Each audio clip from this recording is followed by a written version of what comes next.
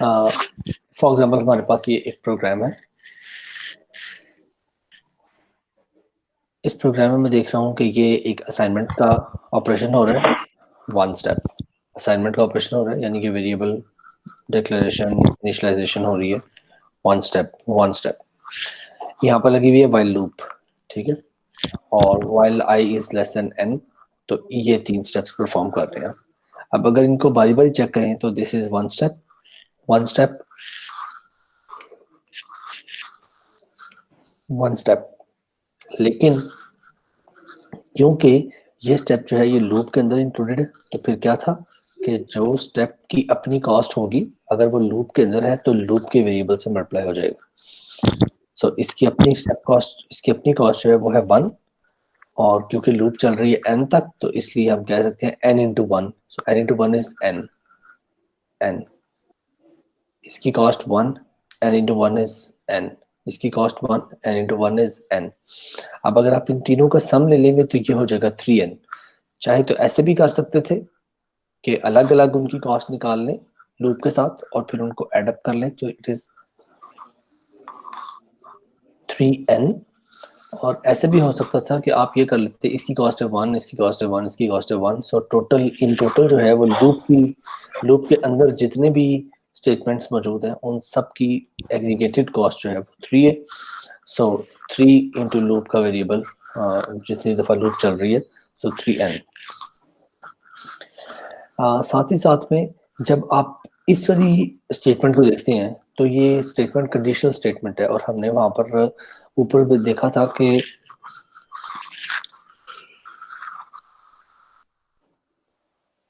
जो conditional statements हैं वो भी एलिमेंट्री ऑपरेशन के तौर पर डील होते हैं। ये देखिए उसकी कॉस्ट भी 1 होगी, तो इसकी कॉस्ट भी 1। लेकिन कितनी बार ये कंडीशनल स्टेटमेंट चलती है, जाहिर बात है जितनी बार आप वापस ऊपर आते हैं हर बार वाइल की कंडीशन चेक होती है कि वाइल ट्रू है या नहीं, ठीक है।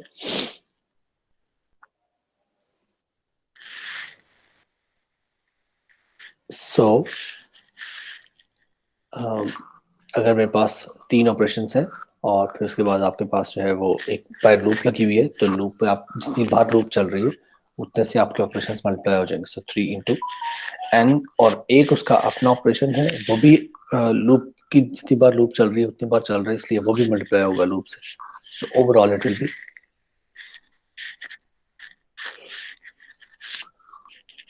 4n। इस पूरे को आप सम अप कर लें, 1 2 3 4 प्लस 4n, 4n प्लस 4, ठीक है। एक और एग्जांपल देख लें, आइजिकल 1 1, इसका जो कॉस्ट आई 1 आ गई, ये लूप लगी हुई है और क्योंकि ये आई जो है वो 1 से शुरू हो रहा है इसलिए मैं कह सकता हूँ कि ये लूप जो है ये n-1 टाइम्स, तो इन टोटल ये n-1 टाइम्स चलेगी, ठीक है। ये इस ऑपरेशन की कॉस्ट 1, इस ऑपरेशन की कॉस्ट 1, सो 2, और एक कॉस्ट ये, सो 3 इंटू n-1, ठीक है, या 3n-3 आ जाएगा इस एरिया का। आगे लगी हुई है कंडीशन। सो कंडीशन में 2 ब्लॉक आ गए हैं। इफ कंडीशन की अपनी कॉस्ट 1, उसके बाद इस ब्लॉक की कॉस्ट 1 और इस ब्लॉक की कॉस्ट भी 1। अब यहाँ पर हम ये करेंगे कि एक तो ये जाहिर बात है कि जब ये चलेगा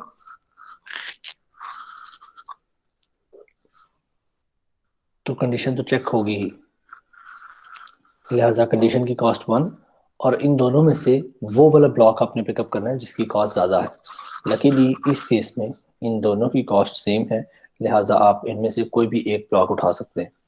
दोनों ब्लॉक्स उठाने की जरूरत नहीं है क्योंकि दोनों में से कोई एक ही चलेगा, इतनी तो हमें श्योरिटी है, ठीक है। तो क्योंकि हम इतनी श्योरिटी है कि दोनों में से कोई एक ही चलेगा, इसलिए हम दोनों की जो स्टेप्स हैं उनको ऐड नहीं करते। लेकिन ये नहीं पता कि दोनों में से कौन सा चलेगा, इसलिए being on the safe side हम जो बड़ा ब्लॉक होता है उसको कंसिडर करते हैं अपनी एनालिसिस में या अपने स्टेप काउंट में।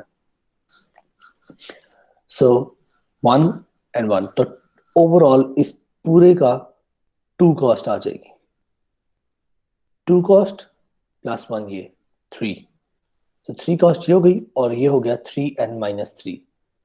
तो चेक करें, 3n-3 और प्लस ये 3, तो वो 3 और 3 कैंसिल हो जाएगा, पीछे सिर्फ 3n बच जाएगा। और यहाँ पर आप देखिए, आप इसको tn से रिप्रेजेंट कर रहे हैं, ये ऊपर देखें, यहाँ पर भी आप इसको tn से रिप्रेजेंट कर रहे हैं। आप कहना क्या चाह रहे हो कि ये वाला एल्गोरिदम जो भी काम कर रहा है,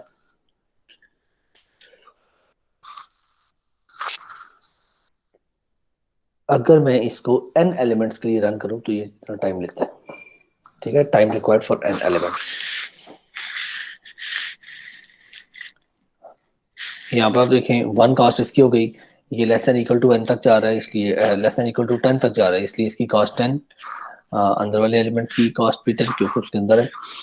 देन इट्स 1, ये लेस देन n तक जा रहा है, इसलिए इसकी कॉस्ट n n n। और इफ स्टेटमेंट लगी हुई है, एक कॉस्ट इसकी हो गई, एक इसकी हो गई। ठीक है, और जब आप इसको ओवरऑल कैलकुलेट करेंगे तो ये 10 जो है ये भी कांस्टेंट के तौर पर डील होगा, इसलिए क्योंकि ये लूप, बेशक ये लूप है, बट लूप का जो वेरिएबल है वो कांस्टेंट है।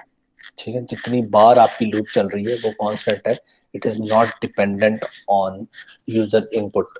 तो अगर यूजर इनपुट पे डिपेंडेंट नहीं है, मतलब even if user is entering 2 और 2000 और 2 लाख, ये लूप हमेशा 10 बार चलती है और ये स्टेटमेंट हमेशा 10 बार चलती है, इट मींस इट्स कांस्टेंट। ठीक है जी।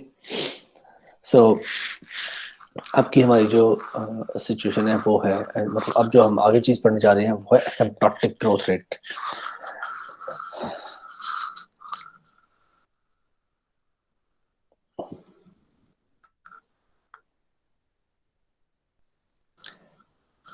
किसी का कोई सवाल है यहाँ तक तो आप पूछ सकते हैं। No sir.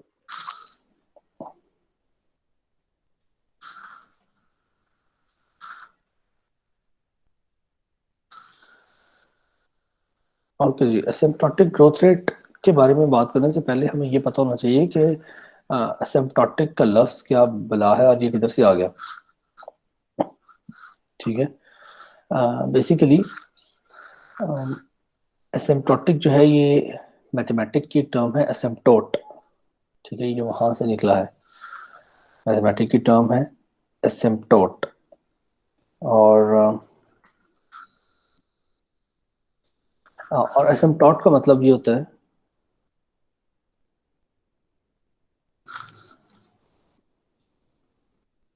एसिम्प्टोट।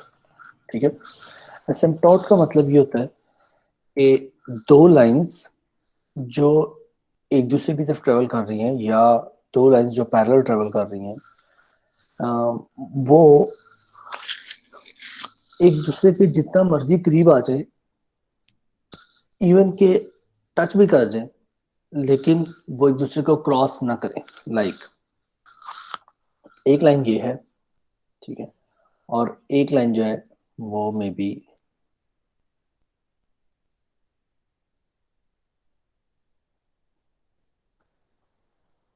ये है। ठीक है, आप देखें, ऊपर चली जाए नीचे चली जाए, डोंट केयर। सिर्फ क्या है कि ये दोनों लाइंस जो हैं ये एक दूसरे का सिम्प्टोट है। कैसे? ये लाइन जो है ये ऊपर वाली लाइन को कभी भी क्रॉस नहीं करती। ठीक है, तो आप देख लें, ऐसे एक लाइन लगी हुई है और आप उसके ऊपर एक लाइन ड्रॉ कर देते हो, ये वाली।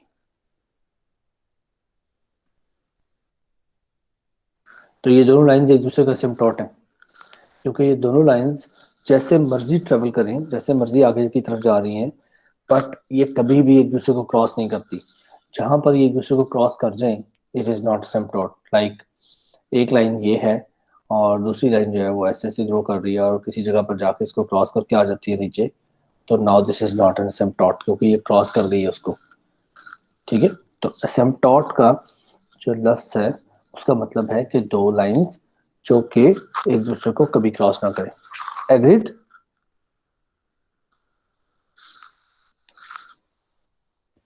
Yes sir. जी सर। हमारे केस में हम इनको हम एसिम्प्टोटिक नोटेशंस को एक्चुअली अब ऐड क्यों करने लगे, या हम एसिम्प्टोट की बात ही क्यों करने लगे हैं? हमारे पास, मतलब हम तो कंप्यूटर साइंस या एल्गोरिथम्स की बात कर रहे हैं, तो why we need this asymptotic notations into this analysis.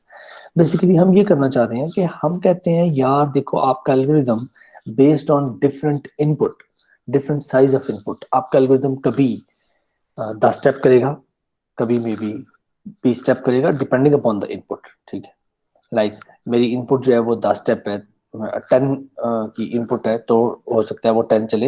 मेरी इनपुट अगर 20 की है तो सारी बात है कि मेरे एल्गोरिदम के स्टेप्स भी शायद बढ़ जाएंगे। फिर मेरी इनपुट 30 हो जाएगी तो जो स्टेप काउंट है वो भी बढ़ जाएगा, और किसी तरह ये स्टेप काउंट ऐसे कैसे ऐसे यूं जा रहा है। Now we need to draw an asymptote और we need to give in an asymptote function. एक ऐसा फंक्शन हमने बताना है जो जब इसी ग्राफ पर ड्रॉ करे अपने पॉइंट्स तो उसकी जो लाइन है वो इस लाइन से हमेशा ऊपर रहे। क्यों? लेट्स से कि मेरे पास एक ओके बबल सॉर्ट का हमारे पास, हमने कल डिस्कशन की थी बबल सॉर्ट से रिलेटेड। बबल सॉर्ट में अगर मेरे पास 3 एलिमेंट हैं, 3 एलिमेंट्स हैं बबल सॉर्ट के, कितने कंपैरिजन होंगे इसमें कि ये अ, अपना रिजल्ट शो कर दे कि ये सॉर्ट हो गया? कर लेते हैं तो उसकी साइज, एरे साइज के जितने। अरे साइज के। यहाँ पर अरे है 3। पहली आइट्रेशन जो है वो 2 कंपैरिजन करेगी, क्योंकि 6 का 3 के साथ कंपैरिजन होगा, ये स्वैप करेंगे। ठीक है, और फिर 6 का 2 के साथ कंपैरिजन होगा तो वो स्वैप करेगा। सो यहाँ तक आपकी 1 आइट्रेशन कंप्लीट होगी और 2 कंपैरिजन आप इसे कह सकते हैं। ठीक है, सही कह रहे हैं। इसके बाद एक कंपैरिजन ये वाला होगा और ये स्वैप कर देगा। सो 2 and 3 and 6। So second iteration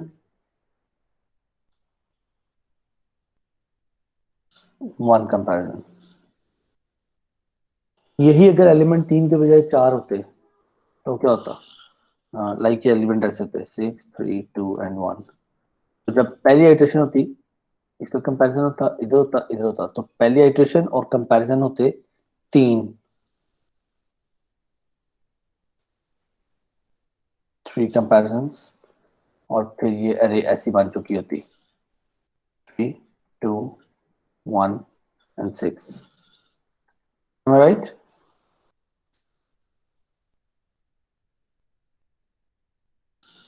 हाँ जी, हेलो, ठीक कह रहा हूँ। Yes sir. Yes, sir. और जो कंपैरिजन है वो जितना आपके पास एरे साइज होता है उससे एक कम होता है। उससे एक काम होता है। और नेक्स्ट टाइम ये, क्योंकि हमने एरे साइज में से ये जब ये एलिमेंट ऑलरेडी अपनी जगह पहुंच चुका हुआ है तो आप सिर्फ इसकी बात करेंगे, इसलिए सेकंड इटरेशन 2 कंपैरिजन और फिर थर्ड इटरेशन 1 कंपैरिजन। अब देखिए सेम एल्गोरिदम है, लेकिन जो ही आपने उसकी जो इनपुट साइज है उसको बढ़ाया है तो उसकी वजह से नंबर ऑफ स्टेप्स पे फर्क पड़ गया। अब अगर मैं इसका टोटल ले लूं 2 कंपैरिजन एंड 1, तो मैं कहता हूँ 3 एलिमेंट्स के लिए 3 कंपैरिजन करने पड़ते हैं। सो 3 एलिमेंट्स 3 कंपैरिजंस, और 4 एलिमेंट्स उसके लिए कंपैरिजन कैसे हो रही है? 3 तो ये हो जाएंगे, फिर 2 इसके लिए होंगे, 3 और 2 5, और फिर एक इसके लिए होगा तो 6। सो 4 एलिमेंट्स 6 कंपैरिजंस। क्या है कि अब अगर इसको मैं ग्राफ पे ड्रॉ करूं,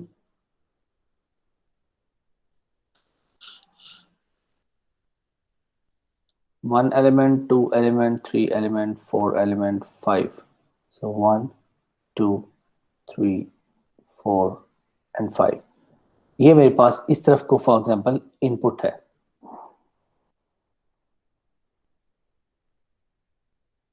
ठीक है, और इस तरफ को है जी स्टेप्स, कि मेरा एल्गोरिदम कितने स्टेप्स लेता है। 1 2 3 4 5 6 7 मे बी। ओके, 1 के लिए मेरा एल्गोरिथम 0 स्टेप्स लेता है क्योंकि 1 के लिए इज ऑलरेडी सॉर्टेड, सो 1 के लिए आप ये पॉइंट कर लेते हैं। 2 के लिए आपका एल्गोरिथम एक कंपैरिजन करता है, सो 2 के लिए ये। 3 के लिए आपका एल्गोरिथम 3 कंपैरिजन करता है, ओके 3 के लिए सॉरी 2 के लिए 1, हाँ 3 के लिए 3 कंपैरिजन, सो यहाँ पर। और 4 के लिए आप 6 कंपैरिजन करते हैं, सो 3 4 5 6 ऑलमोस्ट यहाँ पर। अच्छा, अब अगर मैं इन सारे पॉइंट्स को ज्वाइन करूं तो इसकी लाइन बन रही है ये वो लाइन है जो actual running time of my algorithm है।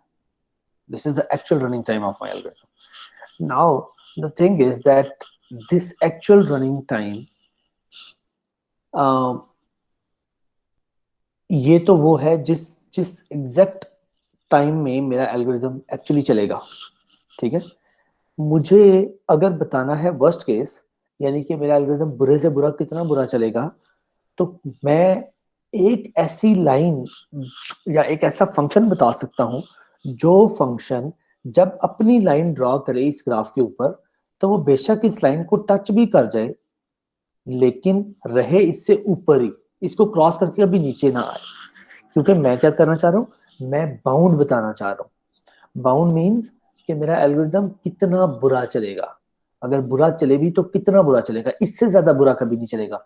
सो what I am going to tell is I am going to tell you a boundary of my algorithm that this much number of steps it will take in worst, not more than that ever, इससे ज्यादा कभी नहीं लेगा। so for that purpose मैं कोई भी एक ऐसा फंक्शन, कोई भी एक ऐसी चीज बता दूं जिसको जब आप, यानी उस फंक्शन को जब आप अपने ग्राफ पे ड्रॉ करें तो आपको एक ऐसी लाइन मिले जो इससे हमेशा ऊपर रहे, इससे नीचे कभी ना आए। लाइक मैं कहता हूं कि जी एन स्क्वायर एक फंक्शन है, ठीक है। आ, वो अगर मैं एन स्क्वायर को यहां ड्रॉ करके देखूं तो देखते हैं कि क्या ये इसका एसिम्पटोट रहेगा या नहीं, ठीक है। सो एन स्क्वायर को इधर ड्रॉ करने के लिए, अब मैं जस्ट फॉर एग्जांपल मैंने एन स्क्वायर लिया, अभी मुझे कंफर्म नहीं है कि मैं एन स्क्वायर ठीक होगा या नहीं, वो बात की बात है, वो हम आगे चल के देखते हैं। फिलहाल कंसिडर करें कि मैंने फॉर एग्जांपल एन स्क्वायर को कंसिडर किया कि यार एन स्क्वायर एक फंक्शन है जो अपनी लाइन जब इधर ड्रॉ करेगा इस ग्राफ पे तो वो इस लाइन से ऊपर रहेगा। अगर वो इस लाइन से ऊपर रहा तो मैं कह सकता हूं कि ये एन स्क्वायर मेरा एसिम्प्टोटिक बाउंड हो सकता है फॉर दिस लाइन, ठीक है, for this line. Let's try. N की जगह पर आप पुट करें 1, तो 1 का square will be 1, so it means कि जो अगला पॉइंट आपके पास जो 1 के लिए आपके पास आपके फंक्शन का, आपके बताए हुए फंक्शन का, this is not actual running time. Actual running time ये है जो आपने ड्रॉ कर लिया हुआ है, जो जिसके पॉइंट्स आपने बेस्ड ऑन आपने जो इनपुट ग्रो कराई है, n is equal to 1 n is equal to 2, उस तरह से आपने जो यहाँ पर आपने काउंट किए हैं वो है एक्चुअल रनिंग टाइम। तो आपके एल्गोरिथम का ये है जिसके अगेंस्ट आपने लाइन ड्रॉ कर ली है।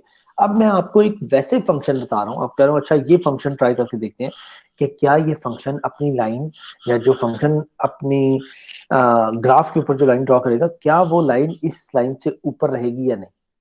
तो उसके ऊपर ट्राई कर रहे हैं। 1 के लिए 1 का स्क्वायर 1, तो ये इधर रहेगा पॉइंट। 2 के लिए 2 रेज़ टू पावर 2 इज 4, सो 2 के लिए 4, 1 2 3 4, ओके यहाँ करके पॉइंट लग जाएगा। 3 के लिए 3 raised to power 3 is 9, so 3 9 will be somewhere here, okay। Now when I join तो मेरी लाइन ऐसे कुछ आ रही है, ठीक है। मैं कह सकता हूं कि ये वाली लाइन जो है ये इस लाइन का एसिम्पटोट है, क्योंकि ये इसको आकर टच कर गई है लेकिन इससे नीचे नहीं गई। अभी हम इससे पीछे तो जा ही नहीं रहे, इससे पीछे हो सकता है ये नीचे चली जाए, लेकिन पीछे जाने के बारे में हम बात बाद में करेंगे, ठीक है। इनफैक्ट अभी इसी लेक्चर में ही हम इसके बारे में बात करते हैं, but forget about that for now. So क्या मैं कह सकता हूं कि ये रेड लाइन जो है ये मेरी इस ब्लैक लाइन का एसिम्पटोट है? Yes sir. यस। सो इस सूरत में मैं ये कहूंगा कि ये जो रेड लाइन है ये मेरे एल्गोरिदम के एक्चुअल रनिंग टाइम का अपर बाउंड है। अपर बाउंड मींस कि my actual running time is not going to exceed in number of steps that I am telling according to red line। ठीक है, कभी भी मेरा एल्गोरिथम का जो एक्चुअल रनिंग टाइम है वो मेरे गिवन फंक्शन, जो फंक्शन मैंने दिया हुआ है कि यार इससे जो लाइन ड्रॉ होगी उससे एक्सीड नहीं करेगा। अगर ये उससे एक्सीड ना करे तो I can say this is my upper bound. Now एक और बड़ी इंपॉर्टेंट चीज, फर्ज करें कि मेरे एल्गोरिदम का जो एक्चुअल रनिंग टाइम है वो ये है।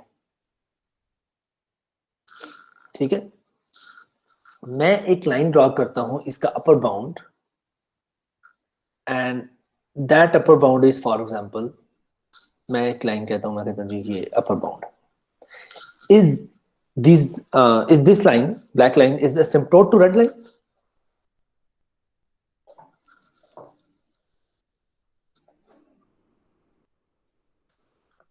कम ऑन जी, asymptote है या नहीं? है सर।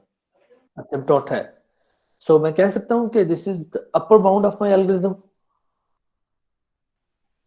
Yes sir. ओके, अगर ये ऐसे होती, ये लाइन यहां पर होती, तो क्या अब ये ग्रीन लाइन इस रेड लाइन का asymptote है? यस सर है। तो ये भी अपर बाउंड हो सकता है। यस सर, उससे तो ऊपर ही है। उससे तो ऊपर ही है, तो ये भी अपर बाउंड हो सकता है। What about this?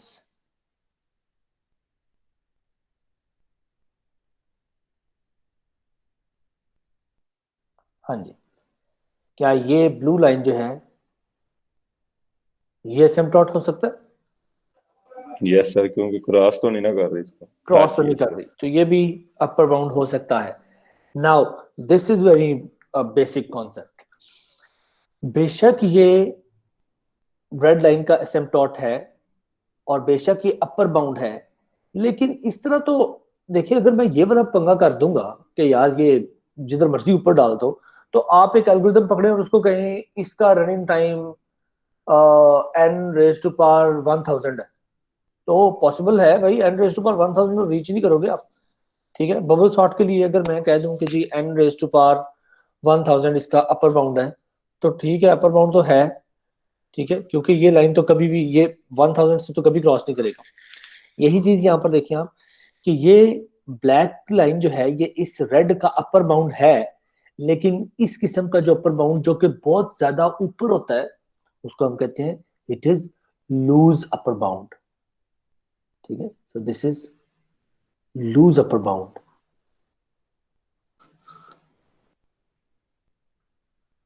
Upper bound हम इसको क्यों कह रहे हैं? क्योंकि ये आपकी कर्व को, आपकी एक्चुअल कर्व को ऊपर वाली साइड से बाउंड कर रहा है, या ऊपर वाली साइड से उसकी एक बाउंड्री ड्रॉ कर रहा है कि यहां से बाहर नहीं जाएगा। ठीक है, so this is loose upper bound, and this one जो कि उसके बिल्कुल करीब है, और मतलब ये एक्चुअली रियल बाउंड तो ये होना चाहिए, ये ब्लू वाला।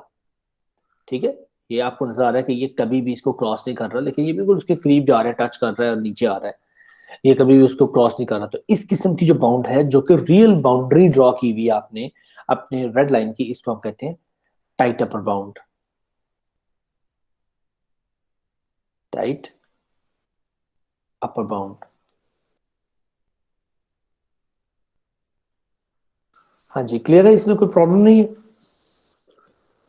No sir. ओके, आपकी जो रेड लाइन है इसका एक लोअर एसिम्पटोट भी हो सकता है। ठीक है, लोअर एसिम्पटोट क्या होगा? सेम थी, सेम चीज होगी कि एक ऐसी लाइन जो जब आप ड्रॉ करें वो उससे नीचे रहे, और हमेशा नीचे रहे, कभी क्रॉस करके उसके ऊपर ना जाए। ठीक है, तो इस किस्म की जो लाइन होगी उसको हम कहेंगे कि ये इसका लोअर एसिम्पटोट है। सो उसमें भी एक लाइन ऐसी हो सकती है जो यहां से शुरू हो और ऐसे जाए, तो आप कह सकते हैं कि this is lower bound but this will be tight lower bound.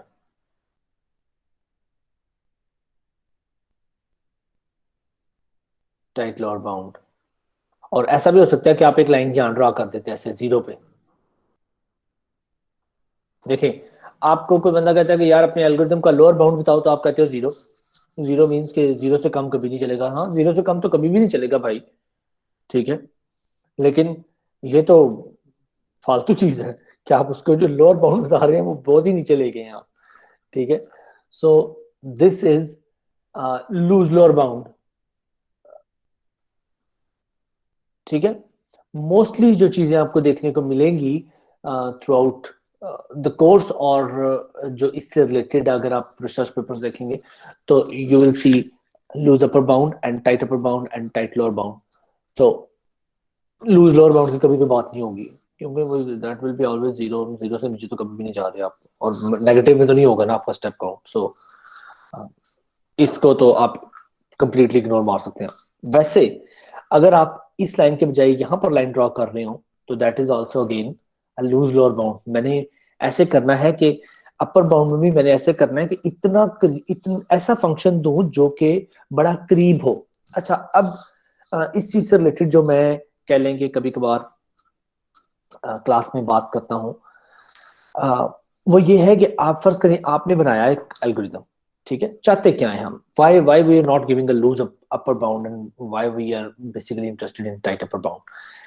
आपने एक एल्गोरिदम बनाया है, ठीक है। करना क्या है, जो मेन टारगेट अचीव करना चाहते हैं आप इस पूरी बाउंड्स बताने से या एसिम्प्टोटिक बाउंड्स देने से, इन वेरी कह लें कि रफ टर्म्स अगर मैं बात करूं, तो सिचुएशन ये है कि आपने एक एल्गोरिदम बनाया। एल्गोरिदम बनाने के बाद आपने उसका रनिंग टाइम इस तरह से बताना है कि जलील भी नहीं होना।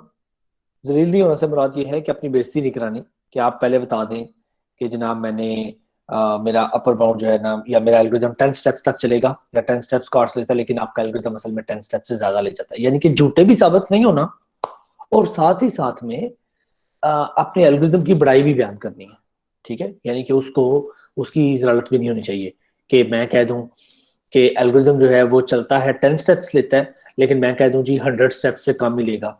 तो 100 स्टेप्स बहुत ऊपर की बात है। कोई भी कह सकता है यार 100 steps, oh that's way too bad यार। तो आपने क्या करना है कि क्लोज रखना है अपनी जो एक्चुअल रनिंग टाइम है उसके, ताकि बुरा आपका एल्गोरिदम बुरा प्रेजेंट ना हो। बेसिकली हम चाह ये रहे हैं कि हमने कोई भी, अगर आप देखेंगे एल्गोरिदम्स जो सेम काम परफॉर्म कर रहे हैं, तो वो एल्गोरिदम अच्छा साबित होता है, या वो एल्गोरिदम एक अच्छा एल्गोरिदम कंसिडर किया जाता है जिसके स्टेप्स, नंबर ऑफ स्टेप्स जो है वो कम हो, ताकि वो कम स्टेप्स में आपका मसला हल कर दे। आप देखेंगे जितनी भी गेम्स हैं, गेम्स में भी जहां पर आपके स्टेप्स इन्वॉल्व हो वहां पर वो क्लियरली लिखा होता है कि जी आप अगर कम नंबर ऑफ स्टेप्स में करेंगे तो आपको ज्यादा स्टार्स मिलेंगे, ठीक है। तो basically come number of steps जो हैं ये आपको क्राउन करवा सकते हैं। मतलब आप अच्छा प्रेजेंट कर सकते हैं अपने आप को कि हाँ, मैंने देखा मैंने कम स्टेप्स में ये मसला हल कर दिए। सो कम स्टेप्स में मसला हल करना है, लेकिन साथ ही साथ में ऐसा कम स्टेप्स नहीं बताने कि जो झूठे हों, ठीक है। तो आपने झूठा भी साबित नहीं होना, और साथ ही साथ में अपने एल्गोरिथम की बड़ाई भी बयान करनी है, विच मीन्स कि जितना ज्यादा क्लोज आ सकूं मैं रियलिटी के, उतना ज्यादा मुझे क्लोज आना है। अगर मैं लूज अपर बाउंड दे दूंगा तो वो झूठे तो साबित नहीं होंगे आप कभी भी, लेकिन ये आपके एल्गोरिदम की बेइज्जती है, ठीक है। कि आप आप मतलब आपका एल्गोरिदम इतना बुरा चल रहा है यार, हालांकि आप बता सकते थे कि नहीं इतना बुरा नहीं चल रहा है यार, ये बहुत अच्छा चल रहा है। आप अगर गौर से देखो तो ये नीचे आता है, इसका ये एसिम्प्टोटिक बाउंड जो है आप पर, ये और नीचे आ सकता है, ठीक है। So we are interested in tight upper bound. During the next lectures we will see के हम अपने थ्रू आउट इस कोर्स में टाइट अपर बाउंड और लोअर बाउंड की बात कर रहे होंगे। कोई बात इसमें जो आप डिस्कस करना चाहते हैं, प्लीज। Feel free.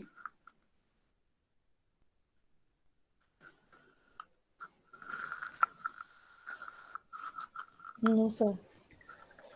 ओके जी। इसके बाद एक और बड़ी इंपॉर्टेंट चीज इसी एसिम्पटोट से related, for example I have this line, ये मेरा एक्चुअल रनिंग टाइम है फॉर एग्जांपल, और मैं एक फंक्शन बताता हूं, और वो फंक्शन जो है वो ऐसे को ग्रो करता है। वो फंक्शन यहां से शुरू होता है, ठीक है, और ऐसे चला जाता है। ये इसका एसिम्पटोट है या नहीं? No sir. नहीं है। अगर मैं यूं कर लूं कि मैं कह देता हूं कि यार इस पॉइंट से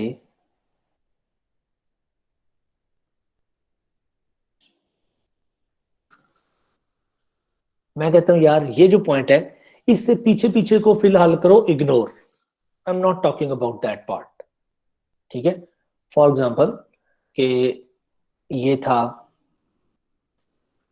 1 2 3 एंड सो ऑन, तो मैं कहता हूं यार 2 से पीछे को इग्नोर करो, 2 से आगे की बात करो। क्या 2 से आगे ये रेड लाइन एसिम्पटोट है ब्लू लाइन का?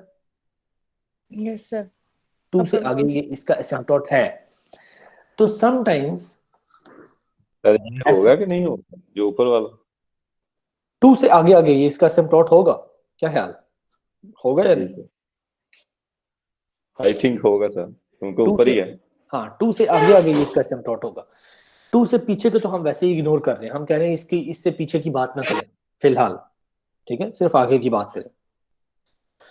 तो इससे आगे आगे तो ये इसका एसिम्पटोट है। जो हमारे पास एसिम्पटोटिक नोटेशंस हैं एल्गोरिथम एनालिसिस में, उसमें जो पहली तो ये बात थी, उसमें जो अपर बाउंड है ना उसको हम रिप्रेजेंट करते हैं बिग ओ से, ओ, ठीक है। और इसको आप कहते तो हैं बिग, प्रोनाउंस करते हैं बिग ओ, ठीक है, वैसे आप इसको ओ से रिप्रेजेंट करते हैं। अच्छा, ये जो बिग ओ है ना, ये एसिम्प्टोटिक अपर लाइन होती है। जैसे मैंने पिछली स्लाइड में जब मैं पीछे ड्रॉ कर रहा था तो मैंने कहा था कि 1 से पीछे जाके हो सकता है कि मेरी जो लाइन है वो उससे नीचे आ जाए, लेकिन अभी हम उससे पीछे जाने की तो बात ही नहीं कर रहे, ठीक है। याद है पिछली स्लाइड में जब हम स्लाइड मिक्स हो गई,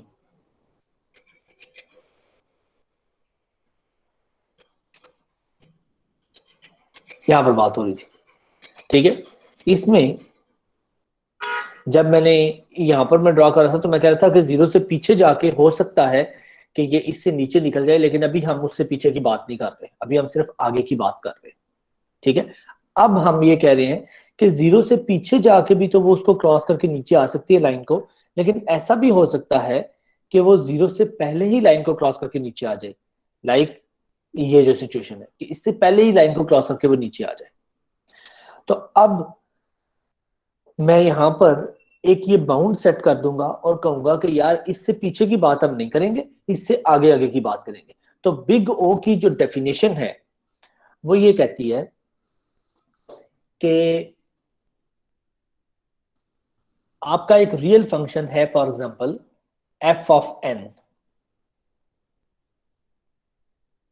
एफ ऑफ एन एक रियल फंक्शन है, ये वो रियल फंक्शन है जो ये ब्लू लाइन ड्रॉ कर रहा है, actual function, actual running time of your algorithm, क्योंकि सारी बात है वो भी कोई ना कोई एक फंक्शन है। I am giving another function gn, मैं एक और फंक्शन gn जो है ना वो कह लो कि प्रपोज कर रहा हूं कि यार ये मेरे फंक्शन का अपर बाउंड है, एफ ऑफ एन का upper bound g of n है।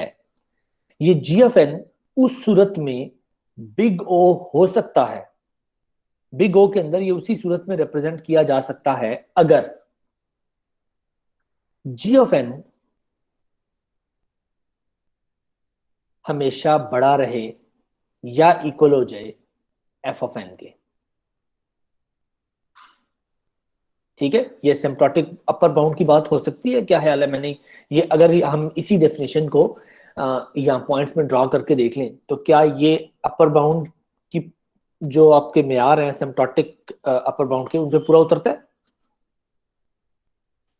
आप कह रहे हैं एफ ऑफ एन एक लाइन है, for example that line is blue line, g of n उसका अपर बाउंड हो सकता है अगर जी ऑफ एन हर सूरत में एफ ऑफ एन से बड़ा रहे या उसके इक्वल हो जाए, मतलब ये उससे ऊपर रहे या उसके इक्वल हो जाए, मतलब उसको टच कर जाए लेकिन उससे नीचे ना आए, कभी इससे लेस ना हो, हमेशा ऊपर रहे। तो ये असिम्प्टोटिक अपर बाउंड की जो रूल्स है उनको फॉलो करेगा, मतलब उसको फुलफिल करता है। Yes sir. यस राइट, ये उसको फुलफिल करता है। लेकिन एक चीज जो यहां पर मिसिंग है वो ये है कि यार अगर इस पॉइंट से पीछे वो नीचे आ गया तो अब क्या होगा? ये इस तरह तो फिर ये अपर बाउंड नहीं रहेगा। जबकि मैं कह रहा हूं कि पीछे वाली बात को छोड़ो यार, आगे की बात करो। ठीक सर है, वो वेयर की क्लॉज में मेंशन होगा कैन में हम क्या देना चाह रहे हैं या कहाँ उसको स्टॉप करना है।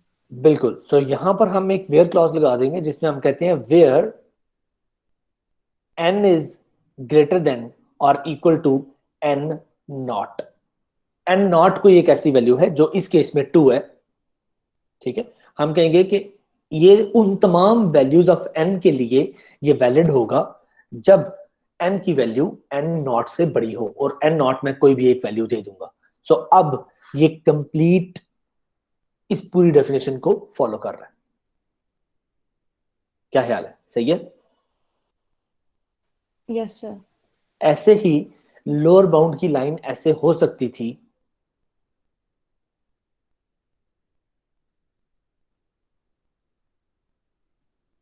कि वो यहां से शुरू होती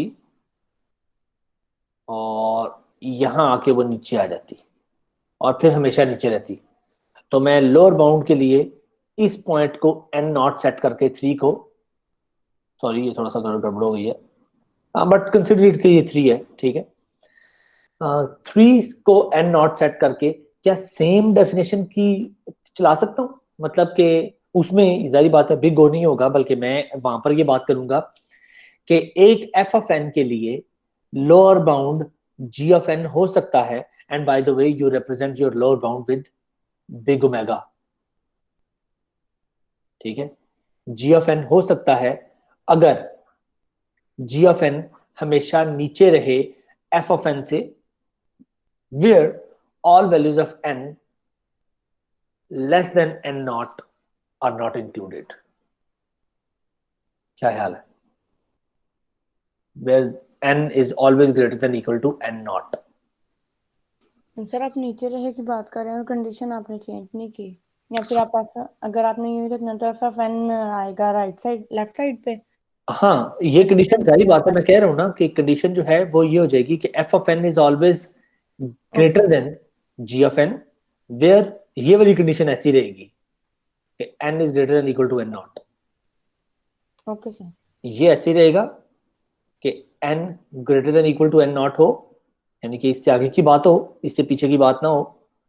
और ये वाली कंडीशन जो है ये रिवर्स हो जाएगी, क्योंकि आप अब तो आप नीचे की बात कर रहे हो ना, तो आप ये कहेंगे कि जनाब एफ ऑफ एन हमेशा ऊपर रहेगा, यानी f of n will always be greater than g of N.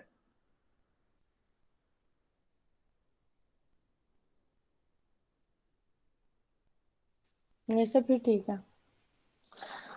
So asymptotic जो फंक्शंस है या असिम्प्टोटिक जो बाउंड्स हैं उनकी समझ आ गई कि असिम्प्टोटिक बाउंड्स क्या हैं और क्यों इस्तेमाल कर रहे हैं? Yes sir. ओके जी। सो यही असिम्प्टोटिक ग्रोथ रेट है आपका। आप एक आपके पास होता है जी बिग ओ। बिग ओ आपका वर्स्ट केस है, यानी कि आप अपर बाउंड है। Big omega is your lower bound and big theta is your average. मतलब बिग थीटा मींस के you are running along the curve. ठीक है, बिग थीटा को लोग एवरेज कहते हैं, but according to definition it is along the line, कि जो एक्चुअल रनिंग है उसकी उसी के ऊपर ऊपर चले।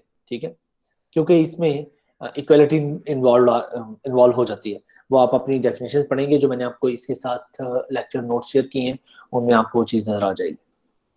ठीक है, सो हम एसिम्प्टोटिक ग्रोथ रेट में इंटरेस्टेड हैं जी थ्रू आउट। अच्छा, नाउ ओके, अब हम ऐसा करते हैं कि हम जो है ना एक एक लेते हैं छोटा सा एल्गोरिदम, और उसको चेक करते हैं कि उसका सिम्प्टोटिक अपर बाउंड वाली जो कहानी है वो क्या है, क्योंकि अभी इस डेफिनेशन में एक छोटी सी चीज और इंक्लूड होने वाली है, ठीक है, वो भी रहती है। उसके बारे में बात करते हैं। इस स्लाइड को यहीं रखते हैं और let's go for another one, या मैं नई टैब ओपन कर लेता हूँ।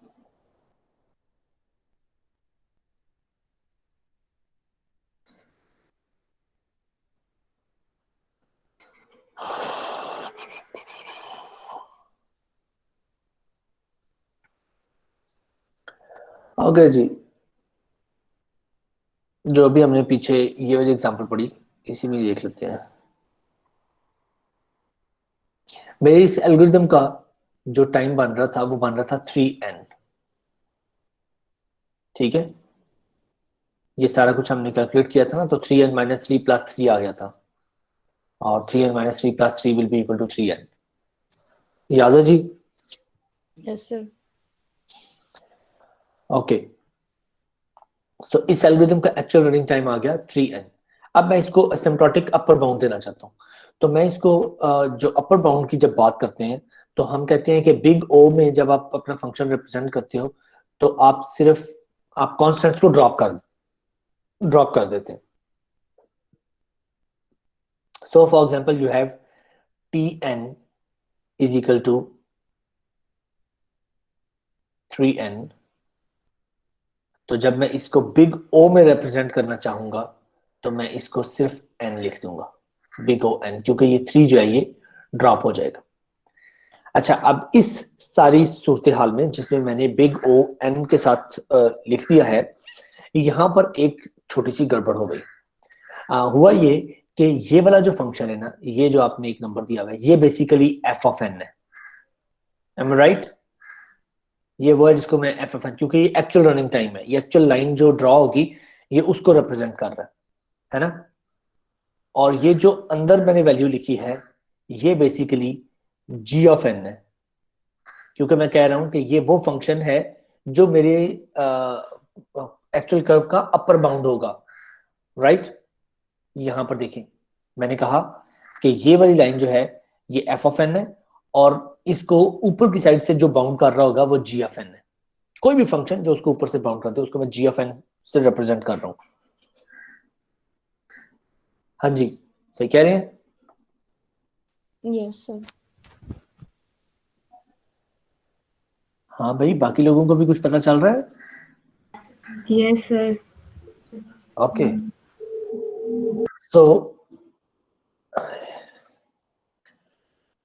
सो यहां पर मैं ये कह रहा हूं कि हमने जी ऑफ एन में एन रख लिया, एफ ऑफ एन में 3n आ गया। अब अगर तो ये वाला फंक्शन जो है ये वाली सारी कहानी फुलफिल करे कि मैं जब उसके पॉइंट्स ड्रॉ करूं तो मेरा जी ऑफ एन जो है ये हमेशा एफ ऑफ एन से ऊपर रहे, या गिवन सम एन नॉट उसके बाद ये ऊपर चला जाए, तो फिर तो मैं कह सकता हूं कि ये मेरा अपर बाउंड है। Let's try.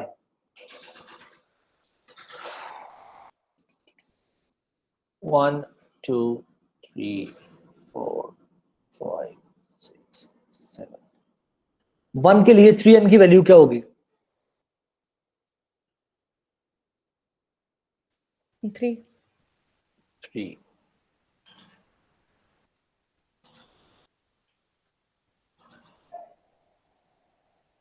1 2 3, सो 1 के लिए 3, ये मैं एक्चुअल ड्रॉ कर रहा हूं, ठीक है, एफ ऑफ एन ड्रॉ कर रहा हूं। 2 के लिए क्या होगी? 6। 6। 3 के लिए 9, yes sir. And so on. So ये जो इसकी लाइन ड्रॉ होगी ये कुछ ऐसी ड्रॉ होगी, राइट। आगे फिर 12 आ जाएगा and will keep on growing. सही है जी, सही कह रहा हूं? जी सर। ओके, अब इस जी ऑफ एन को ड्रॉ कर लेते हैं, and I am drawing g of n with pink. 1 के लिए n की वैल्यू क्या होगी? 1 2 के लिए 2 तो ये कुछ ऐसे करके ग्रो कर रहा है।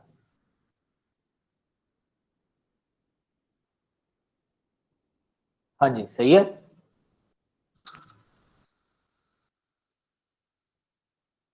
ठीक ड्रॉ किया लाइन मैंने? Yes sir. क्या ये इसका एसिम्प्टोटिक अपर बाउंड है? No sir. ये तो इसका एसिम्प्टोटिक अपर बाउंड नहीं है, लेकिन हम तो यहाँ पर ये कह रहे हैं कि जी अगर एक कांस्टेंट आई कांस्टेंट को ड्रॉप कर देते हैं, पीछे से फैन बच जाता है, तो वो बिग ओ में रिप्रेजेंट किया जाता है। इसका मतलब है कि जो बिग ओ की डेफिनेशन है उसमें कुछ मिसिंग है अभी, क्योंकि जो बिग ओ की डेफिनेशन मैंने यहाँ पर बताई उसमें उसके मुताबिक तो ये फुलफिल नहीं कर रहा इसको, है ना। उस हिसाब से तो ये अपर बाउंड नहीं बनता, पिंक लाइन अपर बाउंड नहीं बनती ग्रीन लाइन की। एग्रीड? Yes, sir. तो यहां पर एक और चीज होती है, और वो ये होता है कि सिर्फ g ऑफ n जो है वो greater than equal to f of n नहीं होता, बल्कि c multiply by g of n जो है वो greater than equal to f of n होता है, where c is equal to any constant. ठीक है, c is equal to any constant. So c आप डिसाइड करेंगे कि क्या होगा। अब अगर इस केस में मैं c को 3 ही ले लूं तो 3 के हिसाब से ये क्या करेगा, इस लाइन के ऊपर ऊपर चलेगा, क्योंकि अगर इसके साथ भी 3 हो, ये वैल्यू क्या है n, तो 3g ऑफ n क्या होगा, सेम, तो वो इसके ऊपर ऊपर चलेगा ऐसे। Yes sir. अब अगर इसके ऊपर ऊपर चले तो is it upper bound? Yes sir, ऊपर ऊपर से भी अपर बाउंड है, अगर वो अपर आ जाएगी तो वैसे भी वो अपर है। तो भी अपर बाउंड है। इसके एग्जैक्टली इक्वल भी चलती रहे तो भी अपर बाउंड है, क्योंकि यहां पर इक्वालिटी भी इन्वॉल्व है। ठीक है, सो या मैं इसको 3 के बजाय अगर कर लेता 4, तो ये यहां से 4 और यहां पर 8, यानी कि ये फिर यहां चल रहा होता ये फंक्शन ऐसे, तो भी अपर बाउंड होता। क्या ख्याल है?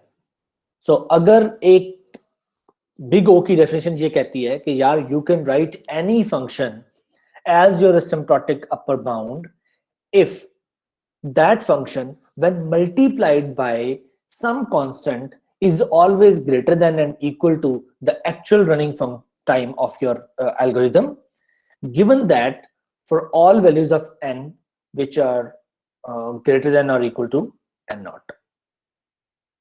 क्या ख्याल है? डेफिनेशन सही कर रहे हैं हम? यस सर, अब ठीक है। सो यहां पर देखें जी,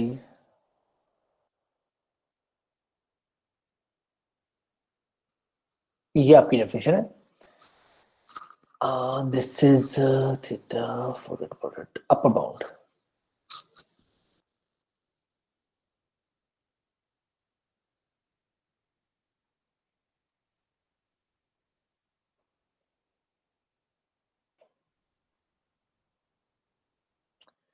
ओके जी, ये देखिए, आप किसी भी फंक्शन को, किसी भी gn को f ऑफ n का बिग O या f ऑफ n का अपर बाउंड कह सकते हैं अगर c into g of n, c multiply by g of n is greater than equal to f of n हो।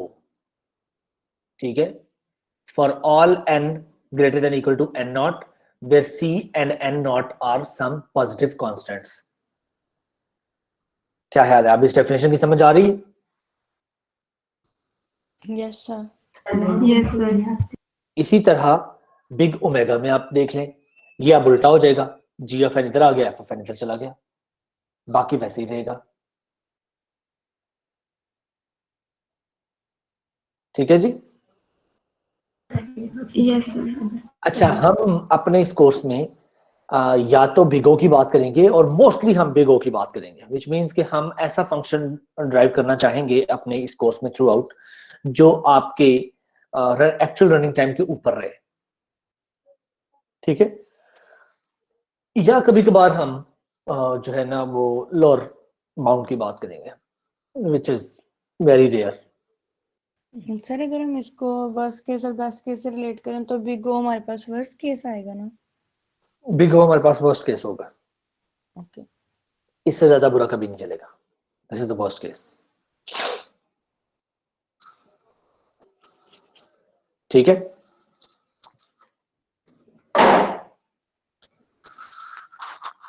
यस सर, ठीक है। ओके जी, so this is your asymptotic notations. और एसिम्प्टोटिक अभी जो हमने पूरी डिस्कशन की है ये पिछले पूरे आधे पौने घंटे में, इसमें हमारा कहना ओवरऑल ये था कि हम एसिम्प्टोटिक अपर बाउंड और एसिम्प्टोटिक लोअर बाउंड की बात करेंगे अपने फंक्शन के लिए या अपने एल्गोरिदम के लिए, क्योंकि हमारे एल्गोरिदम का जो रनिंग टाइम है वो जाहिर बात है कि इनपुट के साथ ग्रो कर रहा है, इसलिए उसका कुछ ग्रोथ रेट है। और वो ग्रोथ रेट जो है वो अगर आप एक ग्राफ पे ड्रॉ करेंगे तो एक लाइन ड्रॉ होगी। अगर मैं एक ऐसी लाइन या एक ऐसा फंक्शन बता सकूं जो मेरी एक्चुअल रनिंग लाइन को या एक्चुअल रनिंग टाइम को के ऊपर एक बाउंड्री ड्रॉ कर दे कि इससे ज्यादा, इससे बाहर मेरा एक्चुअल रनिंग टाइम कभी नहीं निकलेगा, तो वो जो ऊपर वाली लाइन है उसको हम कहते हैं कि this is our asymptotic upper bound. और एसिम्प्टोटिक इसलिए कहते हैं क्योंकि कभी भी एक दूसरे को क्रॉस नहीं करेंगे, इसलिए they are asymptotic upper bound. अगर नीचे की लाइन साइड पर लाइन ड्रॉ करूंगा तो मैं कह सकता हूं कि this is asymptotic lower bound.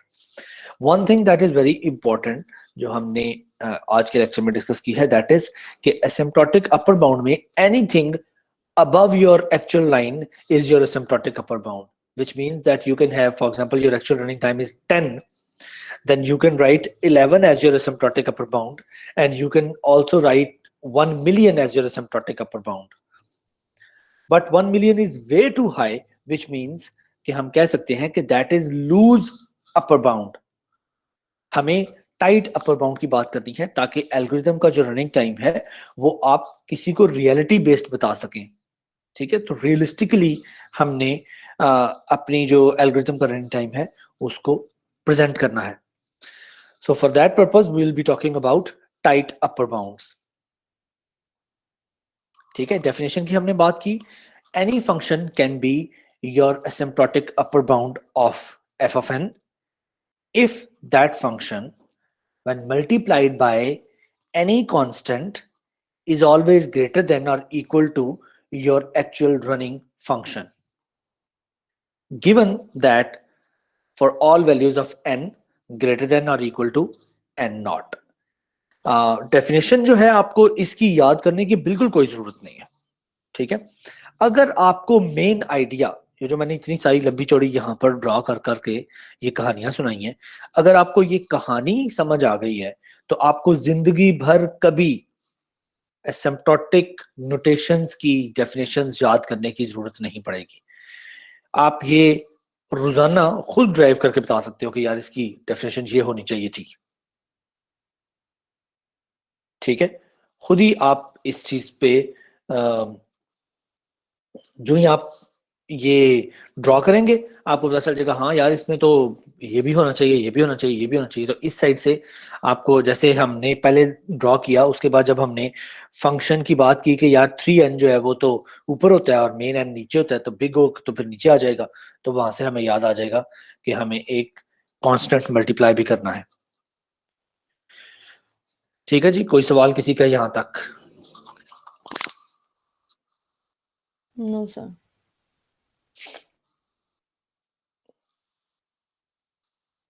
Okay,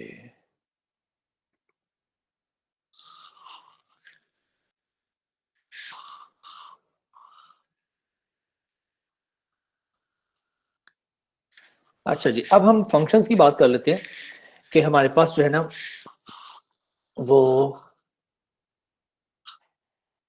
कौन कौन से फंक्शंस जो हैं वो हमें इस कोर्स में देखने को मिलेंगे ग्रोथ रेट के हिसाब से। ये सारी वही बातें की हुई हैं, आप इसको पढ़ लीजिएगा, आपको समझ आ जाएगी। कोई बात ऐसी याद रखें, कोई बात ऐसी जो जब आप नोट्स पढ़ें या आप ये स्लाइड्स देखें आपको कोई बात समझ ना आए, feel free to talk to me. हम बिल्कुल ओपन माहौल में डिस्कस करेंगे जी सारी बातें, जो भी आपका कुछ कंफ्यूजन रह गई है ऐसा कुछ। अच्छा, हमें जो ग्रोथ रेट इस कोर्स में देखने को मिलेंगे डिफरेंट एल्गोरिथम्स में, उसमें ऐसा हो सकता है कि आपको एक ऐसा एल्गोरिथम मिले जिसमें आपका एल्गोरिथम में जितनी मर्जी बड़ी आप इनपुट दे दें, इससे एल्गोरिथम की रनिंग या एल्गोरिथम के स्टेप काउंट पे कोई फर्क ना पड़े। उसको आप कहते हैं कि दिस विल बी 1 और constant. So you represent constant with big O 1। So big O 1, this will be your constant and best running time है। इस ये अगर हो जाए ना तो कमाल ही हो जाए, ठीक है। Constant is the best running time of any algorithm.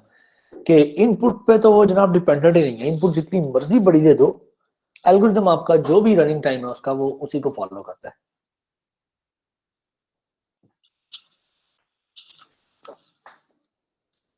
So best is constant. उसके बाद उससे ऊपर एक स्टेप है, ये इसके लिए ना एक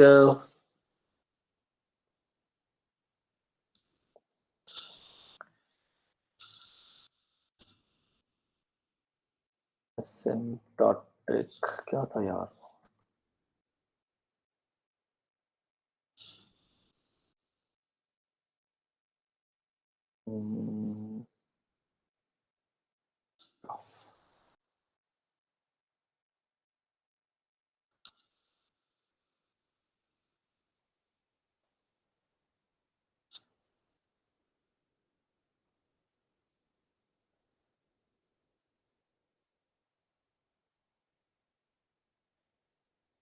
ये भी वही सारे लिखे हुए हैं, ठीक है।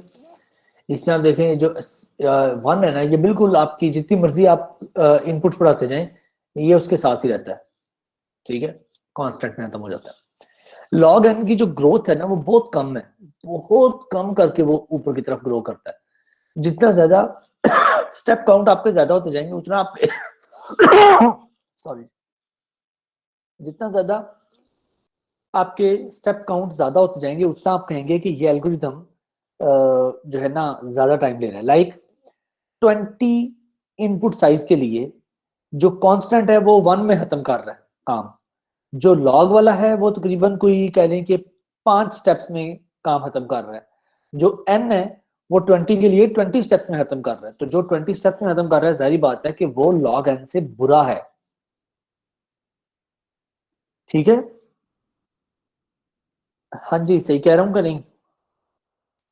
यस सर, क्योंकि लॉगिन के साथ अपने एग्जांपल में भी बताया कि वो 5 स्टेप्स में काम खत्म कर रहा है, और उस तरह 20 स्टेप्स तो ऑफ कोर्स 5 स्टेप्स बेटर होंगे। 5 स्टेप्स जो है वो बेटर होंगे। सो हमारे पास जो एल्गोरिथम्स में ग्रोथ रेट है 1 इज बेस्ट, उसके बाद लॉग n होता है which is logarithmic growth, then n is your linear growth, ठीक है। Then n log n is linearithmic growth, then n square is quadratic, then n cube is your cubic growth, then 2 raised to power n is your exponential growth, then n factorial is your factorial growth।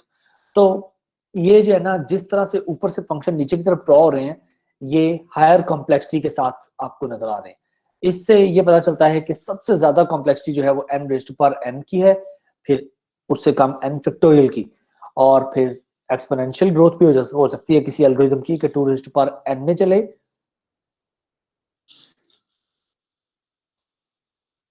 Cubic, quadratic, linearithmic, linear, log squared, ठीक है, logarithmic और constant.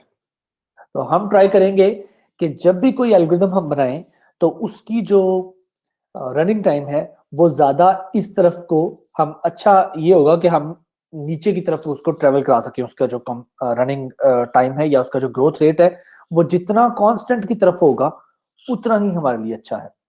अच्छा, sometimes ऐसा भी होता है कि आप एक प्रॉब्लम जिसका सोल्यूशन एग्जिस्ट ही नहीं करता था, आपने उसका सोल्यूशन बनाया, ठीक है। तो हो सकता है कि जो सोल्यूशन आप बनाएं वो एक्सपोनेंशियल ग्रोथ रेट हो उसका, कोई बात नहीं, आपने फर्स्ट टाइम उसका सोल्यूशन बनाया है और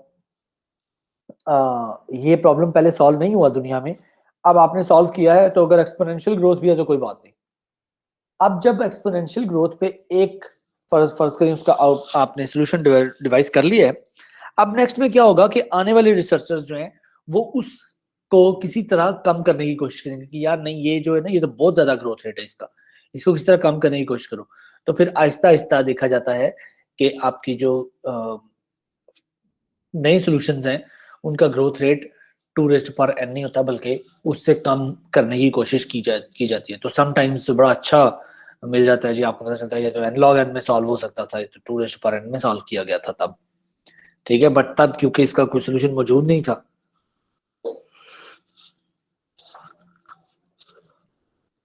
इसलिए उस टाइम पर ये भी एक अचीवमेंट थी।